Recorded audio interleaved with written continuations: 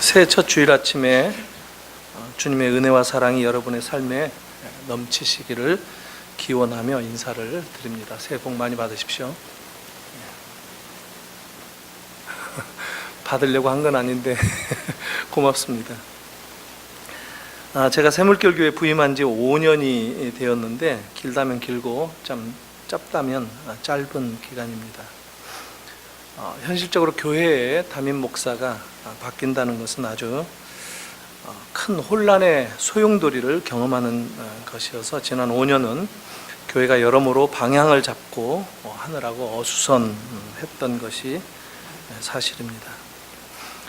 이젠 저도 그렇고 여러분들도 많이 익숙해졌고 100%는 아니지만 또 저희 교회도 여러모로 안정되어 보이기는 합니다.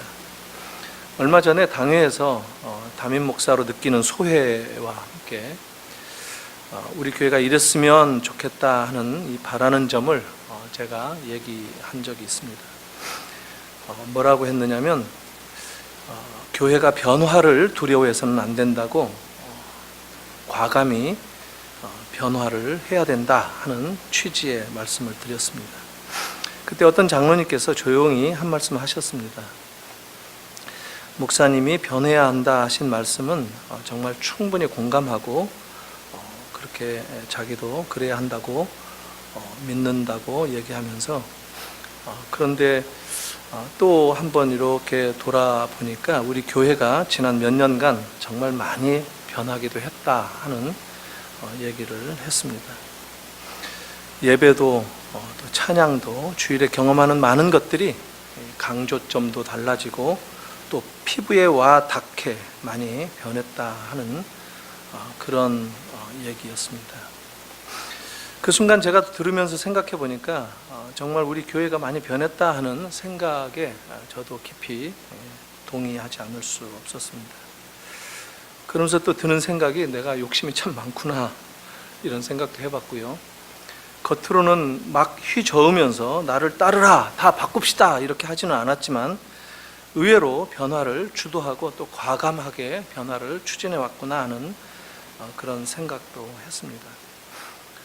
솔직히 말씀드려서 한편으로는 더 변화되어야 된다라는 그런 생각이 있습니다만 이렇게 교회가 변화하는데 협력하고 또 도움이 되고 또 어려울 때마다 참고 견뎌주느라고 우리 성도님들이 참 많이 수고하셨겠다 하는 생각을 하면서 진심으로 감사를 드립니다.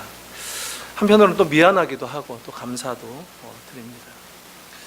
아무쪼록 저를 위해서도 기도해 주시고 올해 2018년도 여러분의 삶이나 또 우리 교회를 변화시키는 것이 성경적인 교회를 회복하겠다 하는 그런 열심이다 이렇게 믿어주시고 계속 도와주실 것을 부탁을 드립니다. 오늘 이 사도행전 본문은 교회가 맨 처음에 어떻게 시작되었는지 어떻게 모이면서 성장했는지 하는 것을 보여주는 그런 말씀입니다. 어쩌면 이런 말씀이야말로 우리가 새해를 시작하면서 다시 시작하는 마음을 가지고 성경적인 교회의 모델 그리고 그 원리를 배울 수 있는 기회로 삼을 수 있지 않겠나 이런 생각이 듭니다. 사도행전을 썼던 이 누가는 원래 의사였습니다. 바울과 함께 선교 여행을 다니면서 바울의 주치의 역할을 하기도 했었고요.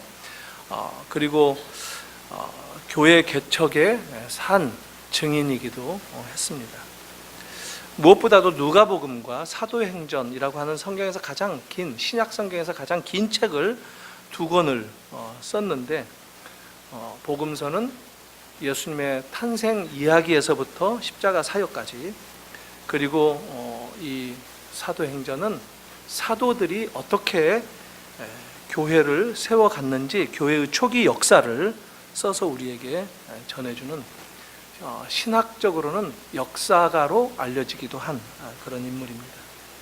사도행전 2장에 나타난 초기 교회의 모습은 가장 이상적이다라고 말할 수는 없습니다. 하지만 이상적인 교회 공동체를 만들려고 실천하는 그런 모습을 보여준다 하는 점에 있어서 우리가 귀 기울일 만한 그런 교회의 이야기를 말씀으로 전해줍니다. 그리고 무엇보다도 누가의 관심은 이런 교회를 주도하는 힘이 무엇인가라고 할 때 성령이다라는 것을 강조합니다. 누가는 특별히 성령을 주목하면서 복음서를 썼고 사도행전을 썼습니다. 마리아에게 수태고지를 알리면서 성령으로 잉태할 것이다 라고 하면서 누가복음이 시작됩니다. 다른 복음서는 그런 말이 없습니다. 사도행전도 성령의 오순절 강림을 기점으로 해서 교회가 시작된다라고 성령을 강조하는 그 교회의 출발을 특별히 기록을 했습니다. 우리가 어떨 때는 무조건 초기 이 교회로 돌아가자 이런 말들을 할 때가 있습니다. 향수를 붙잡자라는 이런 그 하소연 같은 그런 얘기들을 종종 하는데 그런 것은 불가능합니다. 그리고 또 무의미합니다. 그냥 초기 교회가 어떤 원리 가운데에서 교회를 세워갔는가 하는 것을 우리 상황에 맞게 우리가 정직하게 실천하고 따라가는 것, 이것이 우리에게 필요하다 하는 생각이 들고, 사도행전 2장 42절 오늘 말씀에 묘사된 이 최초의 교회의 모습을 저희들도 그런 각도에서 보면서 우리에게 적용했으면 하는 생각이 듭니다. 이 모습은 최초의 그리스도인들의 모습을 보여줍니다. 다른 누구도 나타나지 않습니다. 처음 교회가 바로 이런 모습이구나 하는 것을 아주 간결하게 분명하게 보여줍니다. 예루살렘에서 시작되었을 첫 교회는 이제 막 성장하는 중이었을 겁니다. 그러나 멋진 예배당 건물도 없었고 이렇게 앉을 의자들도 없었던, 그야말로 그때는 또 전기도 들어오지 않던 시절 아니겠습니까? 피아노나 이런 악기들도 없었습니다. 물론 성경도 없었습니다. 가진 것이라고는 오직 그들뿐이었습니다. 사람만 모여져 있었습니다. 최초의 예루살렘 교회는 아마 우리가 알고 있는 대로 마가의 다락방에서부터 시작되었을, 그리고 누군가의 집에서 이제 교회로 모이게 되었을 것이다 라고 추측을 합니다. 이 교회를 개척할 때 그래서 우리나라도 집에서 성도의 한 사람이 자기 집을 내놓고 기도하고 또 예배하고 모이면서 교회가 개척되는 이야기들을 거의 모든 교회들이 가지고 있지 않습니까? 바로 이렇게 교회가 시작을 하는 것이죠. 이 말씀에 감동을 받았던 중국의 한 성도는 우리 동아시아 선교회 문도신학교가 공안에게 쫓기고 그럴 때 학교를 이사할 형편이 되었을 때 선뜻 우리 집이 넓은데 한 50평 되는데 우리 집에서 학교를 하면 좋겠습니다. 우리는 식구가 세 식구밖에 안 되니까 작은 집 하나 얻어서 나가 살면 됩니다. 이렇게 선뜻 내어주어서 학교가 아주 응급 상황에서 이사해서 쉬지 않고 운영을 했던 그런 기억도 있습니다. 하나님의 이 그 교회 용도에 맞춰서 내 집을 이렇게 내어놓을 수 있다. 이건 대단한 축복이라고 생각이 듭니다. 이 최초의 그리스도인들은 공동체로 함께 모여서 같이 지내는 형태의 가족 공동체를 이룬 모습을 오늘 보여주고 있습니다.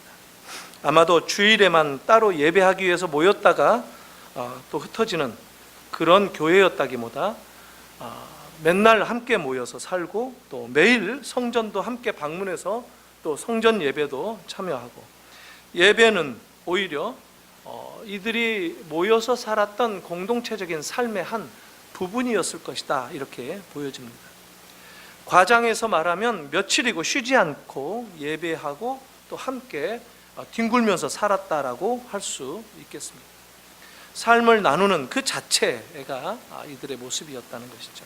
오늘 본문도 보면은 사도들의 가르침을 받고 교제와 떡을 떼고 기도했다, 이런 게 나옵니다.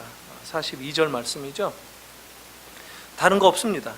이런 기준을 가지고 좀 본문을 더 자세하게 들여다보면서 이들이 모였던 이 교회의 원리를 우리가 좀 배웠으면 합니다. 첫 번째는 사도들의 가르침을 들었다라고 합니다. 우리말 성경은 사도라고 나옵니다. 사도의 가르침 이렇게 나오는데, 원문을 보면 사도는 복수, 가르침은 단수로 되어 있습니다. 그러니까 사도들의 가르침을 뜻합니다.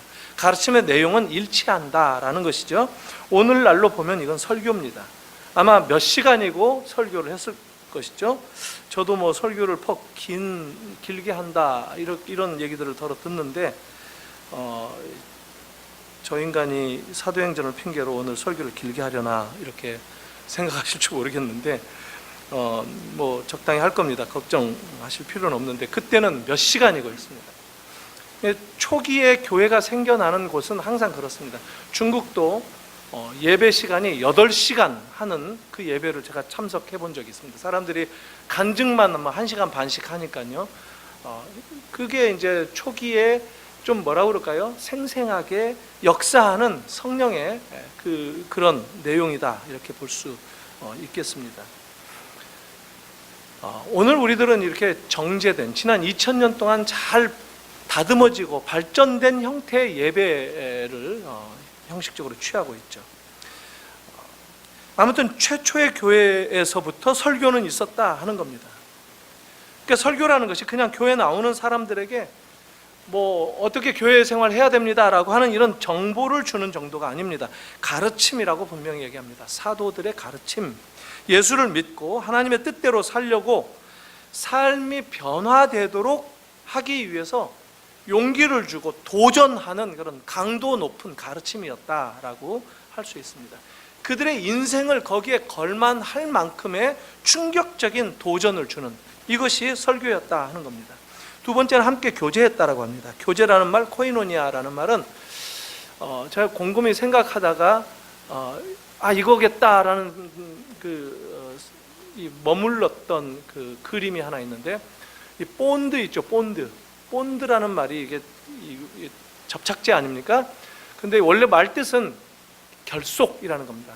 붙인다라는 거예요.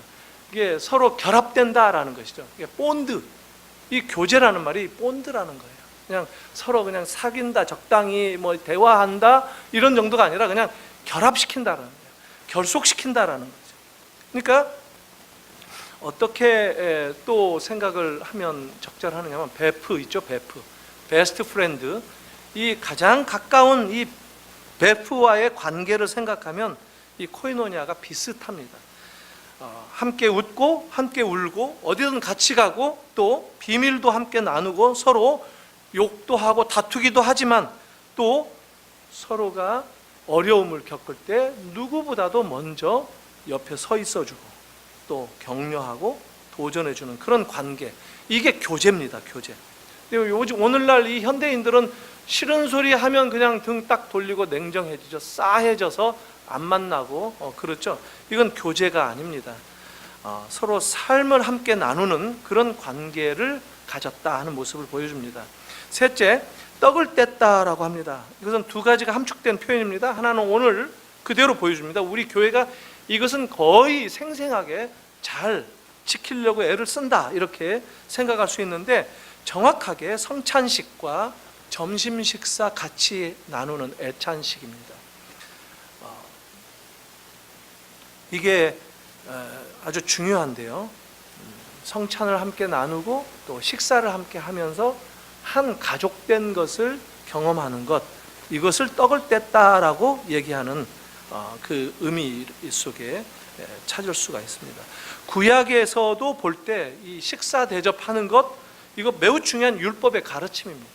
같이 밥을 나누는 것, 손 대접하라 하는 이런 것, 이게 공동체의 아주 중요한 요소였다라는 것입니다. 공동체를 만들어 가는데 중요한 요소로 기여한다라고 할 수 있습니다. 네 번째, 기도했다라고 합니다.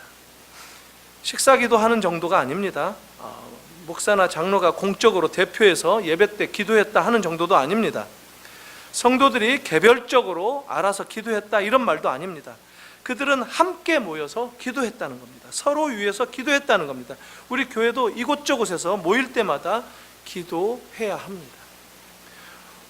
사실 오늘부터 예배 전에 예배를 맡은 2부 때부터 적용을 하겠지만, 예배를 맡은 그 순서 담당자들이 함께 모여서 기도하고 이제 예배를 하자 이렇게 하고 있습니다. 설교 후에도 제가 말씀 끝나고 난 다음에 좀 기도 같이 하자 하는 시간도 같이 나누고, 이렇게 성도들이 함께 기도하는 것, 함께 말씀을 붙잡고 기도하며 나아가는 것, 그리고 서로의 어려움들을 같이 기도해 주는 것, 이런 것들이 이 말씀이 가리키는 바의 모습이었다 하는 겁니다.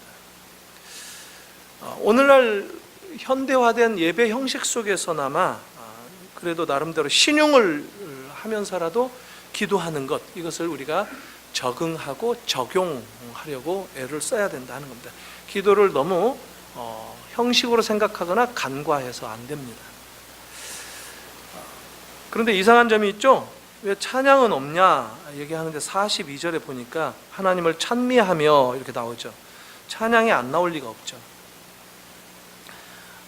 누가는 이미 복음서 누가복음 1장에서도 이 마그니피카트로 알려지고 있는 마리아 송가를 기록했던 사람이기도 합니다. 찬송가 가사입니다. 그가 복음서를 쓸 때 당시에 이미 불려지고 있었던 찬송가를 옮겨 적은 것입니다. 가브리엘이 이 수태고지를 했을 때 믿음으로 받으면서 마리아가 이 축복을 감사하며 찬양했던 그것을 마그니피카트라고 합니다. 유명한 음악가들 바하도 이것을 만들어서 노래했고, 많은 사람들이 이것을 노래하기도 했습니다. 찬양은 초기 교회 공동체를 규정해 주는 아주 중요한 핵심입니다. 구약에도 찬양은 있습니다. 찬양이 없는 신앙적 활동은 단 한 차례도 없었습니다. 역사 속에서. 또 오늘 본문이 보여주는 내용 가운데 우리가 그 사이를 넘겼지만 44절 45절에 나오죠. 물건들을 서로 통용하고 심지어 재산과 소유를 팔아서 각 사람의 필요를 따라 나누었다라는 얘기가 나옵니다. 쉐어링이라는 것으로 얘기할 수 있겠죠. 물론 이때 그 재산을 나누고 하는 것들, 이걸 우리도 또 똑같이 재산 다 팔아야 된다, 이건 좀 더 종말론적인 상황 가운데서 예수님이 바로 임박하게 다시 오신다라고 했을 때 좀 더 그런 관점에서 실천했었던 그런 형태인데, 무엇보다도 굶주리거나 가난한 사람들이 없이 기본적인 삶을 함께 나눠야 된다라고 하는 것을 분명하게 보여줍니다. 쉐어링이라고 하는 것. 교회는 이런 나눔 공동체입니다. 이게 교회를 규정하는 몇 가지 중요한 요소 가운데 들어간다 하는 겁니다. 이제 이런 것들을 보면서 우리 교회에 좀 더 현실적으로 적용할 수 있는 점들을 생각해 보았으면 좋겠습니다. 그리스도인이 된다는 것은 그냥 교회 간다라는 것으로 되는 게 아니다라는 겁니다. 교회 안에 있는 공동체 속으로 공동체적인 삶으로 들어가는 것을 뜻하는 겁니다. 그리스도인이 되는 것은 혼자서는 어렵습니다. 혼자 그리스도인이 되는 법은 없다라고 하는 겁니다. 우리 교회로 치면은 센터에 들어간다든가 봉사 부서라든가 기도 모임이라든가 이런 공동체에 참여하면서 공동체를 경험하면서 신앙생활을 하는 것, 이게 그리스도인의 삶의 모습이다라는 겁니다. 물론 그냥 교회만 나와서 예배만 드려도 참 그렇지 않은 사람과 구별되죠. 예배만 드려도 큰 변화를 경험할 수 있고 도움이 될 수 있습니다. 하지만 오늘 말씀이 초기 교회의 교회 형태를 어떻게 이루고 어떤 신앙생활을 했는가 하는 기준에서 바라본다면 그런 예배만으로 그리스도인의 삶으로는 충분하지 않다라는 것을 분명하게 얘기합니다. 한번 생각해 보십시오. 교회에 나와서 말씀 듣고 찬양하고 예배한 다음에 그냥 돌아간다라고 한다면 뭘 놓치고 있는 것이겠습니까? 사실 오늘날은 설교도 그냥 집에서도 얼마든지 들을 수 있습니다. 인터넷 들어가면 수천 수만의 설교들이 있습니다. 찬양도 얼마든지 다른 데서 얻을 수 있습니다.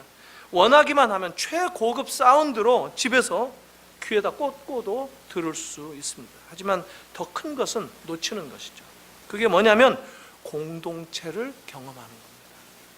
말씀도 공동체적으로 들을 때 의미가 있는 것이에요. 주님은 우리가 이렇게 공동체로 살기를 원하십니다.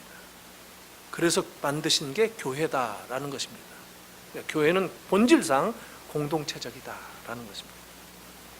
우리 한국 사람들은 배우는 것을 참 좋아합니다. 그래서 교회도 가르칠 교자를 써가지고 마치 학교처럼 생각해서 가면 성경 공부 뭐 이런 거 정말 잘합니다. 근데 머리만 커져가는 거죠. 공동체적인 나눔의 삶, 자기를 내어주는 삶, 이런 것들은 아주 약합니다. 그래서 뒷전에 살짝 와서 듣고만 사라지는, 그러면서 배울 수 있고 그러면서 생활할 수 있다라고 여기는데 이것은 잘못된 것이죠.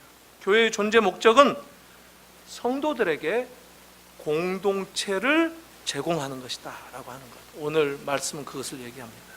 공동체가 그리스도인을 만들어준다는 겁니다. 성도들은 교회를 다니면서 같이 기뻐하고 같이 슬퍼하고 같이 계획도 세우고 같이 실천도 하고 또 같이 고민도 하고 같이 노력도 하고 넘어지기도 같이 하고 실패도 같이 경험하고 그러면서 서로 꿈꾸고 바라보면서 같이 위로하고 눈물 흘리면서 닦아주면서 같이 일어서는 것, 그것을 공동체적으로 배우고 경험하는 것, 이게 교회입니다. 교회는 그렇게 하라 하는 것입니다. 우리가 보통 끼리끼리 모이면 왜 험담하고 그렇지 않습니까? 사람들 흉도 보고 또 욕도 하죠. 저도 그런 경험이 많습니다. 한두 번이 아니라. 그런데 공동체로 모이게 되면, 이루게 되면 험담이 사라집니다. 여러분 그거 경험하셨을 겁니다. 교회 공동체로 모이면 서로 교제할 수밖에 없고 함께 기도할 수밖에 없고 연약한 사람이라 할지라도 이렇게 험담하는 게 아니라 품어주고 어떤 모습이든지 덮어주고 받아주는, 서로 용납하고 사랑하는, 이게 공동체의 특성이기도 합니다. 이렇게 교회가 존재해야 된다 하는 것을 오늘 보여줍니다.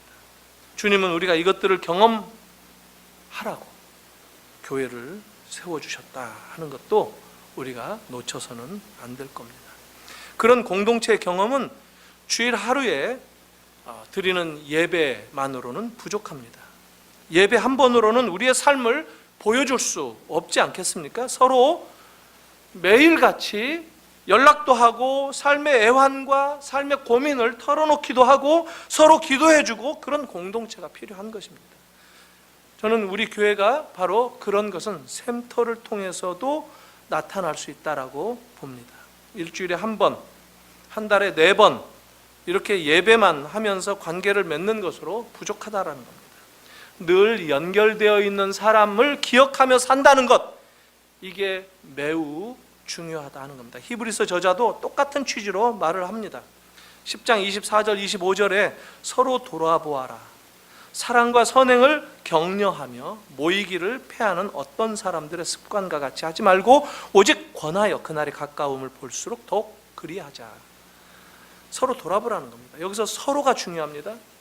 한쪽에게만 돌아보라고 하지 말고 서로 돌아보라는 겁니다. 샘터지기만 돌아보는 사람이 아니라 같이 누구나 돌아보라는 겁니다. 서로 사랑하라라고 얘기했을 때도 서로가 중요합니다. 나만 사랑해달라고 어떤 사람들은 얘기해요. 아니, 서로 사랑하라는 말이에요. 저는 가끔 그런 생각을 합니다. 참 노래 좋은데 당신은 사랑받기 위해 태어난 사람. 아침이라 제가 사실 이보다 조금 더 잘할 수 있는데 이 찬양은 오해의 소지가 있습니다. 노래에서 당신은 하고 하면은 이게 우리 모든 사람들을 가리키는 건데 우리가 노래 부를 때 당신은 하니까 나만 그런, 나는 사랑받기 위해 태어난 사람이구나 이렇게 자기 집중적으로 생각하는데 그렇지 않아요. 서로 사랑하라는 거예요. 서로 모두가 다 사랑받기 위해 태어난 사람이지 자기만 사랑받기 위해 태어난 사람이 아닙니다. 그래서 상처받았네 어떤 애, 이런 사람들은 참 오히려 회초리 맞아야 될 필요가 있습니다. 여러분들의 삶이 올해 2018년에도 바쁠 것 같습니다. 살다 보면 제 경험도 그렇습니다. 올해는 좀 여유 있게 살자, 단 한 번도 그런 적은 없습니다. 해가 바뀌고 나이가 들면 들수록 더 바빠지고 더 피곤해지는 것이 우리의 인생입니다. 그거 정도는 저도 경험을 해서 압니다. 그래서 서로 돌아보고 서로 사랑하는 것도 쉽지는 않을 것입니다. 공동체에서 자기 속을 보여주는 것이 어떤 사람들은 굉장히 힘들 수도 있습니다. 하지만 저는 그것이 그렇게 부족할지라도 그래도 주님이 힘주셔서 공동체 속으로 더 적극적으로 들어갈 수 있는 그런 삶을 살게 해달라고 기도했으면 좋겠습니다. 공동체의 은혜의 그 울타리 안에서 살게 해달라고 주님에게 집중해서 기도하는 것이 필요하다 생각합니다. 주님이 도와주셔야 합니다. 주님이 강권하시는 역사하심으로 나를 그렇게 가이드해 주시고 나를 붙들어 주실 때 그런 것들이 가능합니다. 여러분들 중에는 공동체에 실망한 경험을 가진 사람들도 더러 계시리라 생각합니다. 사실 없는 사람 어디 있겠어요? 다 실망 한두 번 했겠죠. 그래서 샘터나 또 교회의 어떤 모임이라면 참 알러지가 생기는 이런 주저스러워하는 이런 사람들이 마땅히 있을 것입니다. 또다시 나를 실망시키지는 않겠는가? 뻔하다. 사람들이 나에 대해서 어떻게 생각할까? 정말 나를 좋아해 줄까? 혹시 좀 시간이 흘러가면 뒤통수 치지는 않을까? 그러면 또 나는 상처받을 텐데? 그러느니 아예 그냥 구경꾼으로 멀찌감치 떨어져 지내자. 저는 그런 분들한테도 샘터에 들어가시라고 말하고 싶습니다. 샘터에 가보면 그렇다고 해서 아주 멋지고 행복한 경험만 할 수 있는 것은 아닐 겁니다. 부족할 수도 있습니다. 그래도 그럴 때 그런 것들을 피할 만한 조건으로, 이유로 생각하기보다 오히려 그러니까 내가 그 부족한 부분을 채워야 되겠다, 이런 생각을 하시는 것이 필요합니다. 오히려 피상적인 단계로 사람들과 관계를 맺다 보면 더 쉽게 상처받고 더 쉽게 상처를 줄 수도 있습니다. 사람들이 나를 더 알게 되는 것이 싫고 사람들과 더 가까워지는 것이 싫어서 적당히 거리를 두고 생활하려고 하는 것, 이것은 공동체를 인정하지 않는, 주님께서 바라보실 때는 아주 죄악스러운 모습입니다. 하지만 주님은 그런 분들에게 교회는 공동체다라고 오늘 따뜻하게 말씀하신다 생각을 합니다. 그런 사람들에게도 빗장을 이제 그만 풀으라, 이렇게 말씀을 하십니다. 저는 사실 아직 신방 가보지 못한 분들이 우리 교회에 더러 계세요. 초대받지도 못해봤고 또 그런 분들의 삶을 가까이 들여본 적도 없습니다. 하지만 저는 생각해 볼 때 그런 분들을 제가 그렇게 접근하지 못한다, 그런 분들을 내가 잘 모른다, 이렇게 생각해 본 적은 없습니다. 제가 말씀으로 또 기도로 얼마든지 접근할 수 있다라고 생각을 합니다. 그럼에도 불구하고 마지막 남은 빗장도 풀어주시면 좋겠습니다. 그리고 이런 분들이 교회에 또 공동체에 적극적으로 참여할 수 있도록 하기 위해서는 기존에 이 공동체 안에 계시는 분들도 좀 더 겸손해지고 좀 더 섬기는 자세, 좀 더 사람들을 존중하고 사람들을 아끼고 다가가는 따뜻한 모습을 보이는 것들이 필요합니다. 신앙적인 충고를 너무 쉽게 해서도 안 됩니다. 주장하려고 하는 그런 태도도 이렇게 보여서는 안 됩니다. 교회에서는 이래야 된다, 샘터에서는 이래야 된다, 또 자꾸만 가르치려 들어서도 안 됩니다. 좀 답답할 수도 있겠죠? 그럼 그냥 답답해 하십시오. 그게 센 겁니다. 그게 신앙입니다. 인내하는 것이 중요합니다. 그리고 골방에 가서 위에다 대고 하소연하십시오. 저는 우리 교회가 새해에 안팎으로 서로가 서로를 이렇게 빗장을 푸는, 그래서 내가 먼저 그 자리에 나가겠다, 내가 그런 자리에 먼저 섰으면 좋겠다, 내가 앞장서서 낮아지는, 겸손해지는, 내가 앞장서서 먼저 다른 사람들을 케어하고 섬기고 나누는 그런 열심들이 이곳저곳에서 나타나기를 바랍니다. 안에서뿐만 아니라 밖에서도 같이 그런 일들이 일어나기를 바랍니다. 그래서 무엇보다도 하나님이 만들어주시는 이 공동체적인 삶을 같이 경험하는 그런 교회가 되기를 소망해 봅니다. 교회의 목적을 따라서 우리가 사는 것, 그것이 무엇인가 하는 그 삶의 기쁨을 같이 나누면서 함께 걷는 그 교회를 같이 경험하기를 소망합니다. 같이 기도하겠습니다. 이 시간 한번 주신 말씀 생각하면서 사도행전 2장 말씀을 다시 기억하면서 사도들의 가르침, 또 교제, 떡을 떼며 기도하고 또 나누고 찬양하며 살았던 그 교회의 공동체적인 삶의 경험, 이것을 주님 올해 더 충만하게 회복할 수 있도록 우리 새물결 교회가 이 공동체적인 경험으로 교회의 본질을 회복하는 교회가 되게 하시고, 내가 먼저 그럴 수 있는 자리에 헌신하겠습니다, 이 시간 같이 한번 고백할 수 있기를 바랍니다. 주님 앞에 결심하시고 이 시간 함께 기도하십시다. 같이 기도하겠습니다.